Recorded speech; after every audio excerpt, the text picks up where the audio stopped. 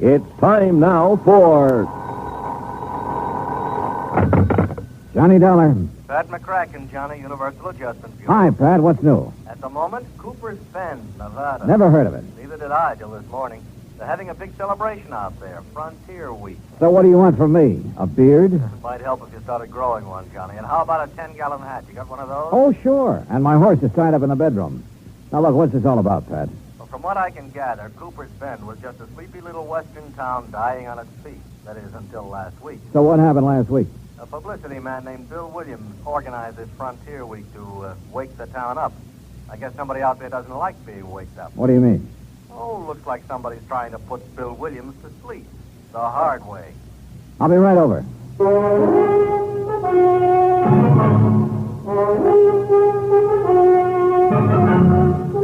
Bob Bailey in the exciting adventures of the man with the action-packed expense account. America's fabulous freelance insurance investigator. Yours truly, Johnny Dollar.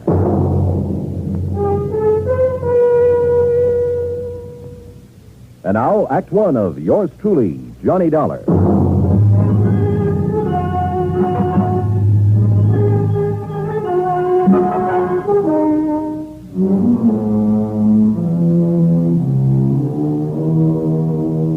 Expense account submitted by Special Investigator Johnny Dollar to the Home Office, Universal Adjustment Bureau, Hartford, Connecticut. Following is an account of expenses incurred during my investigation of the killer's brand matter.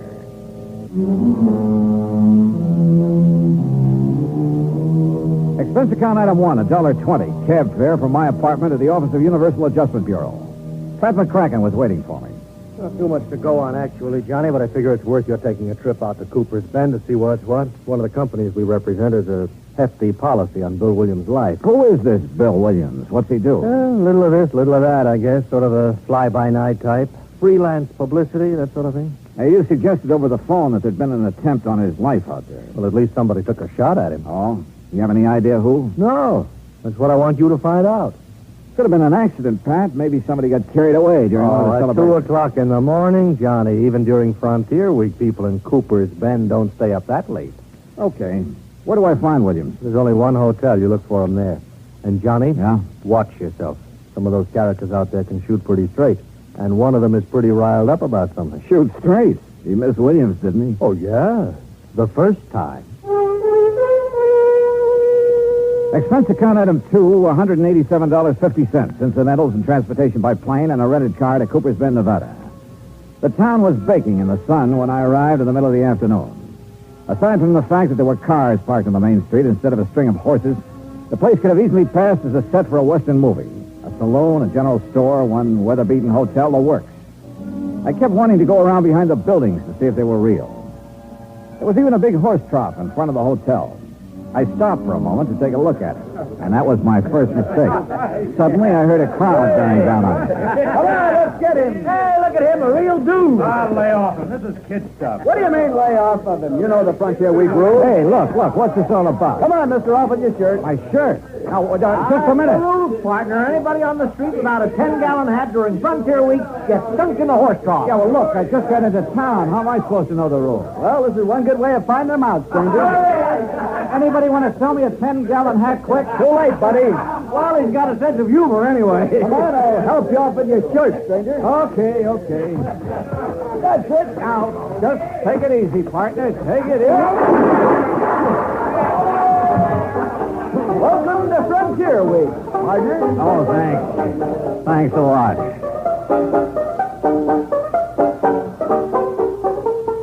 Item 3, 50 cents. Replacement of 3 buttons on my shirt. I bid a fond farewell to the horse trough committee and went to the hotel to find Bill Williams, the publicity man. He wasn't there at the moment, but the clerk told me I might find him at the newspaper office. That was 3 doors down the street, the Cooper's Bend Sentinel, no less. Bill Williams wasn't there, but for the moment I didn't miss him at all.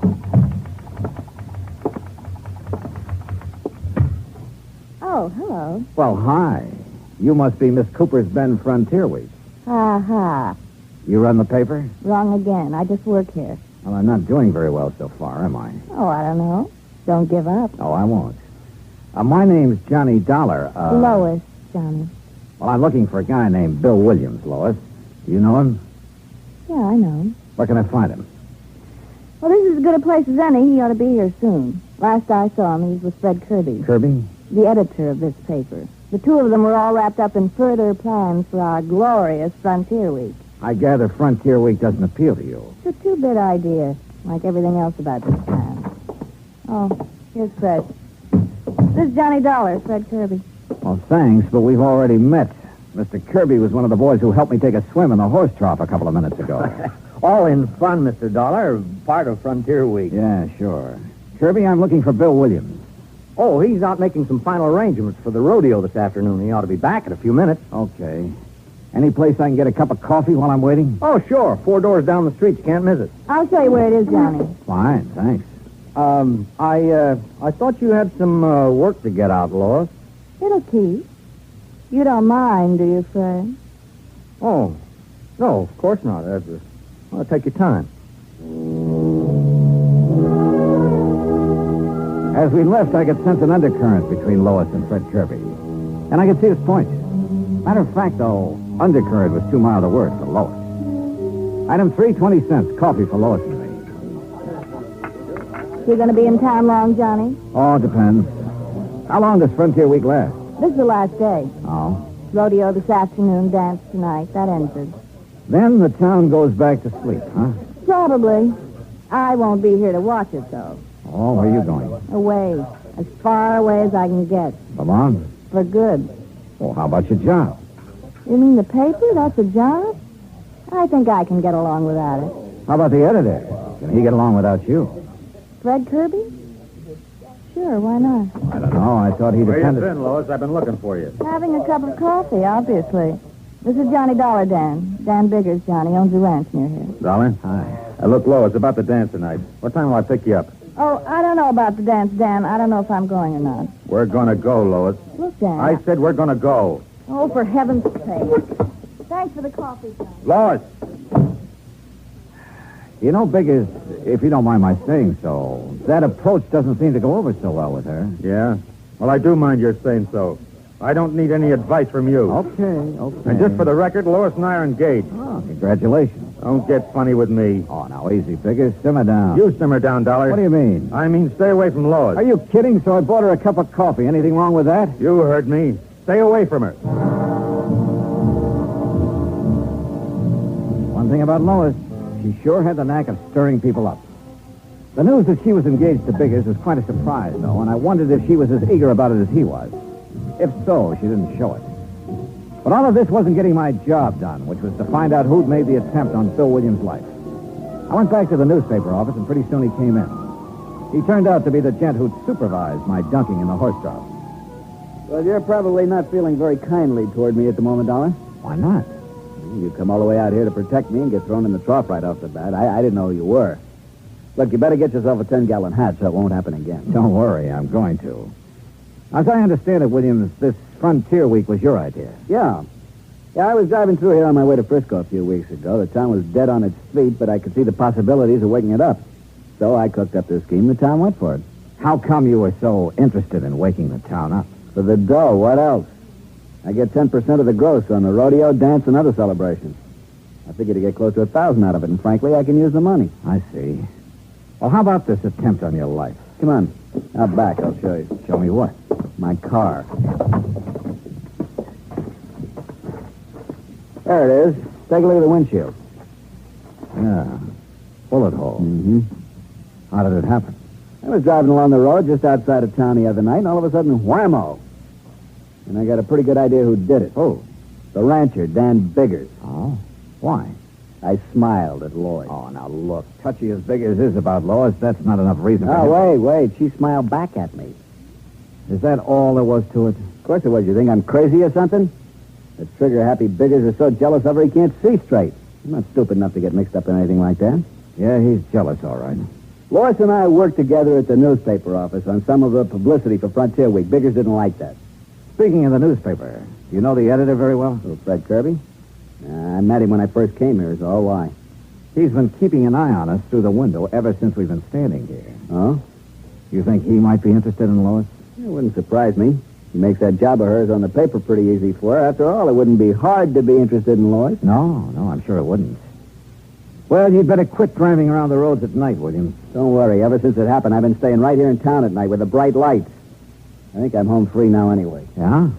The dance tonight winds up Frontier Week. Tomorrow noon, I get my share of the dough, and then I'm leaving. Yeah, Lois mentioned something about leaving town then, too. Yeah, she used to make noises about leaving when we were working together. I doubt if she means it, though. I think she's just trying to get Biggers riled up. That isn't hard. Now, wait a minute. Remember now, she said it once in the office when Fred Kirby was around. What was his reaction? He didn't say anything at all, but he gave her a real funny look. I see. Well, I got to go make the final arrangements for the dance tonight. You going to be there? Oh, yeah. In the meantime, Williams, better keep your eyes open. Don't worry. Since that attempt on my life, I've sprouted eyes in the back of my head. Oh, and speaking of head... Yeah? You better get yourself a 10-gallon hat.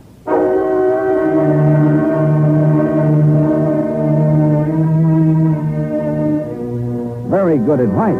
I had no desire to get dunked again. I started across the street toward the general store, then realized my mistake. There was the reception committee again at the horse shop.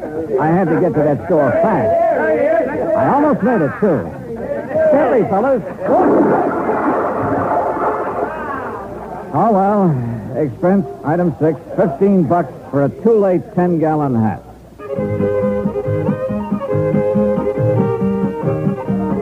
The dance was in full swing when I got there. I didn't see Lois at Biggers. Looks like he didn't get that date after all. Pretty soon I spotted Williams near the bandstand. When he saw me, he came over. There, crowd, Dollar. There are more people in Cooper's Bend tonight than ever heard of the place before Frontier Week. Man, I'm really going to clean up. I stayed around a while, watching Williams happily counting noses and adding up his 10%. Then I went back to the hotel. There was a message there from Lois. She wanted to see me. This I didn't get, but she'd left word it was important. She'd also left directions for getting to her house, so I drove out. It was outside of town on a back road. The lights were on. But nobody answered my knock. I waited a while, then tried the door. There was a fire burning in the fireplace, and the room looked very cozy. All except for one thing. Lois. She was lying in front of the hearth, and she was very dead.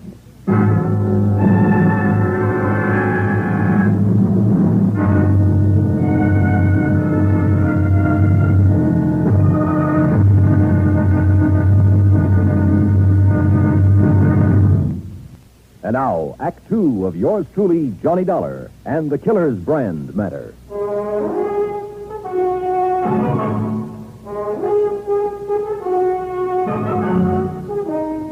Lois, dead, lying on the floor of her living room in front of the fireplace.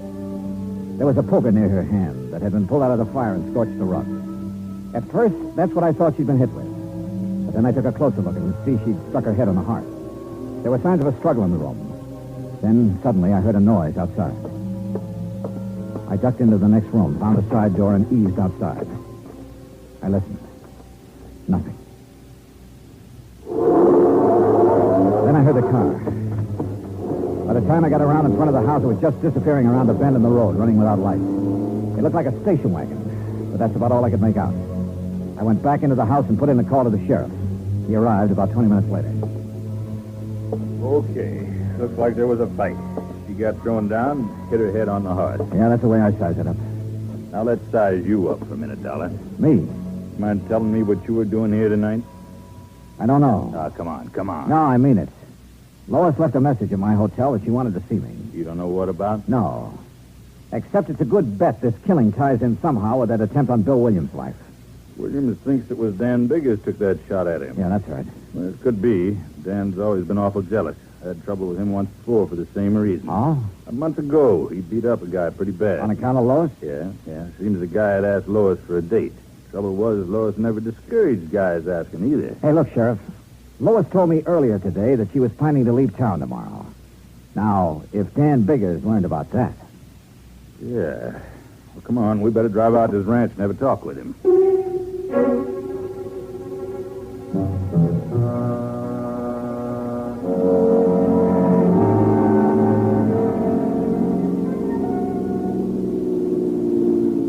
There's the gate, Johnny. Ranch house is up on the rise. Yeah. No lights on up there. You think Dan might have cleared out? Hey, came from that clump of brush over there. Hold it right where you are, Sheriff. I've got you covered. Now, don't be a fool, Dan. You drop that gun and come out of there. I said hold it. Came to take me in, huh? Well, I'm not going just now, Sheriff. Look, Dan. First, I'm going to find out who killed Lois and take care of him. Then you can question me all you want. Very interesting you should know about the killing already, Dan. I can think of one reason you might. Guess again, Dollar. I was in town when the call came in. One of the deputies told me about it. I figure it differently, Dan. You found out Lois was going to leave town tomorrow. Lois, leave. You're crazy. That's what she told me. He'd never do that. He'd never leave me. You tried to stop her. She grabbed a poker and swung at you. You threw her down on the hearth. That's a lie, you hear me? Dan, you're acting like a fool. Now give me that gun. Man. I'm not coming in now, Sheriff. I can put these shots where I want to. Don't make me put them in you. Okay, Dan. You got the drop on us now, but I'm coming back. And I'm going to take you one way or another.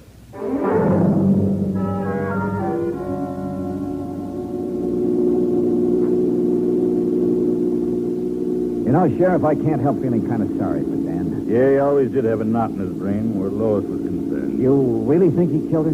I don't know.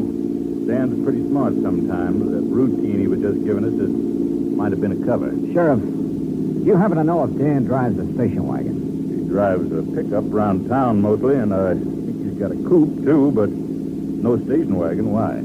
That's what I spotted pulling away from Lois's house. You didn't get the license number? No, it was running without lights. Not much help, Johnny. There's a lot of station wagons in this part of the country.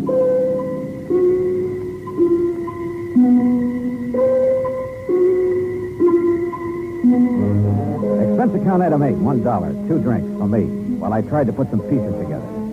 However much I shifted them around, they still seemed to add up to Dan Biggers. But somehow I wasn't convinced. If he was the killer, why hadn't he taken off? Of course, maybe he figured he couldn't very well leave his ranch. So I went round and round again and ended up nowhere. I started thinking of other possibilities. Bill Williams, for instance. I'd seen him at the dance, but he could have left for half an hour and nobody'd have missed him in the crowd. But why? I couldn't figure any motive for him. And then I thought of Fred Kirby, the editor. Yeah, he might be worth talking to. So I went to the newspaper office. Kirby and Bill Williams were there. Any idea who killed her, Johnny? I don't know, Williams. That's what I want to talk to the two of you about. I'll bet anything it was Dan Biggers. What makes you so sure, Kirby? You saw him around, Lois. You know the way he was. Question is, if he did it, why? Lois said she was leaving. Maybe he couldn't stand the idea. He claims he didn't know she was planning to leave. That's a lie. Oh, is it? I heard her tell him once right here in this office. You know, it's quite a coincidence. What's that? Lois was going to leave town tomorrow, Williams. So were you. You weren't by any chance going to leave together now, were you? Now, look, G-Man, I told you there was nothing between us. You think I'm a jerk to go fooling around with her knowing what Biggers was like? Sure, she kidded me about, what was it, Kirby? Hitching a ride to Frisco with me? Yeah, here in the office once. Williams just laughed it off, and that's all there was to it. Hey, wait a minute. If Biggers happened to hear about it... Yeah, maybe. No, Dollar. I was smart enough not to get involved with her. Matter of fact, I guess I'm one of the few guys in town who can make that statement. Hey, you don't have to talk that way about her. I'm sorry. I guess I'm tired. There you go, turn in. I'll see you in the morning, Dollar. You'll be around, huh? Yeah, to pick up my money. Night. You know, Kirby, you're trying pretty hard to pin this on Dan Biggers. Why? Because I think he did it. He didn't want Lois to leave. There's someone else didn't want her to leave either. Who? You. What? You've been carrying the torch for Lois quite a while, haven't you? What's that got to do with it? And what business is it of yours? I think it all ties in. Well, I didn't kill her if that's what you're You thinking. drive a station wagon, don't you? So what? After I discovered her body, I spotted a station wagon leaving her house. But a lot of guys drive station wagons around here. I wasn't near her place. I didn't use the wagon at all tonight. You're lying. Now, look, Come Dollar. on, open up, Kirby. Well, Okay, Dollar. I drove out to her place to try to talk her out of leaving. Go on. Well, that's all there is. When I got there, I changed my mind and came back to town. Sure. I didn't go inside, Dollar. I didn't kill her. I swear it.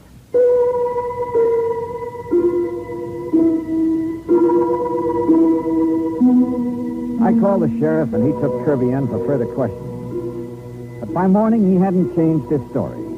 Oh, he admitted being at the scene of the murder, but that's all he'd admit. He was still a big question mark, and we were still nowhere.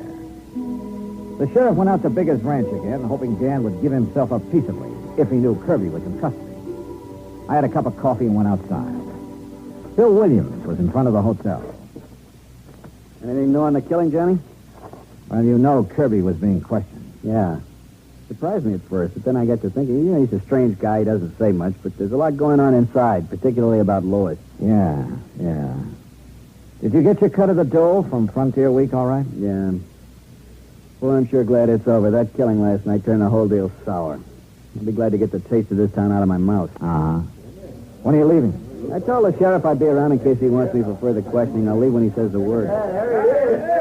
What's with the crowd heading this way? I don't know. Okay, Williams, we got you last. What are you talking about? You ain't wearing your 10-gallon hat, and that sure looks like a horse trough you're standing next to. That's right. Now, what? Frontier Week is over. You thought the idea in the first place. We thought you'd like to die. I'm in no mood for jokes this morning. I'll lay off. Can't you take a joke? No, not this morning. I'm sick of the whole idea. I said lay off, and I mean it. Let him away.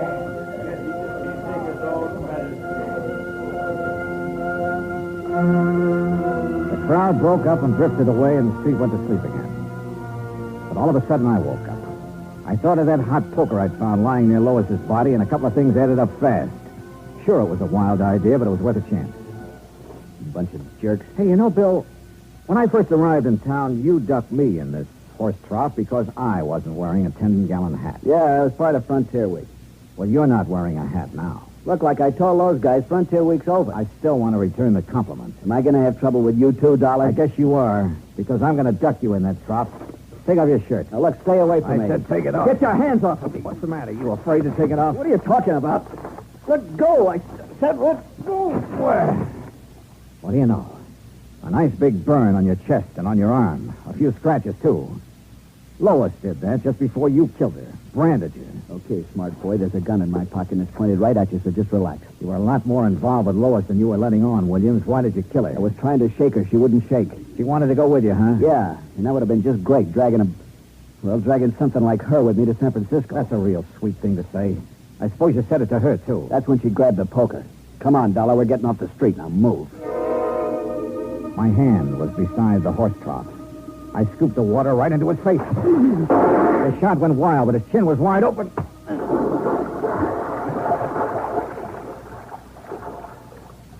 Yeah, Bill Williams got ducked after all.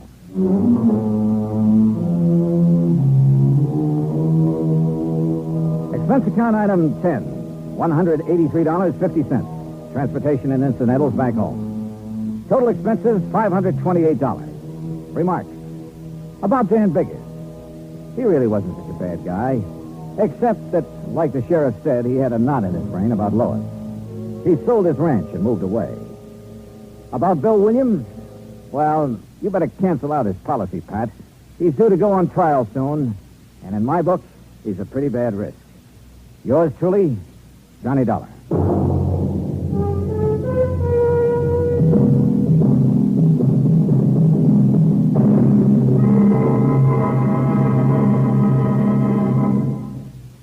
Now, here's our star to tell you about next week's story. Next week, a terrible storm that yields up a body from the deep. Join us, won't you? Yours truly, Johnny Dollar.